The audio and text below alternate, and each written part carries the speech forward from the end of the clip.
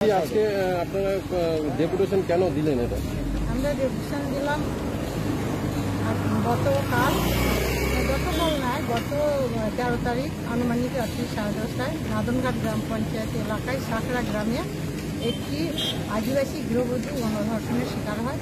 তার জন্য আমরা কোথায় দিলেন ডেপুটেশন? আমরা ডেপুটেশন দিলাম নাদনঘাট থানা ওসি সাহেবের কাছে। কি জানালেন? আমরা জানালাম আমাদের 4টে দাবি ছিল। 4টে দাবি হচ্ছে যে যেভাবে হচ্ছে যে গণধর্ষণ হয়েছে আর ধর্ষণকারীদের হচ্ছে যে অবিলম্বে গ্রেপ্তার করতে হবে। 1 নম্বর আমাদের এটা পয়েন্ট ছিল। তো ইতিমধ্যে একজনকে অ্যারেস্ট করেছে আর বাকিদেরও ওনারা ইনভেস্টিগেশন করছে। 2 নম্বর দাবি ছিল আমাদের যে কঠোর শাস্তি দিতে হবে। তাতে উনি বললেন, বড়বাবু বললেন যে এটা কোনো কোর্টের ব্যাপার, আমাদের যে কাজটা আমরা করবো তারপরে সেটা বিচারে হবে। আর 3 নম্বর আমাদের পয়েন্ট ছিল যে ধর্ষিতা গৃহবধূর চিকিৎসা সহ সমস্ত রকমের খরচ বহন করতে হবে।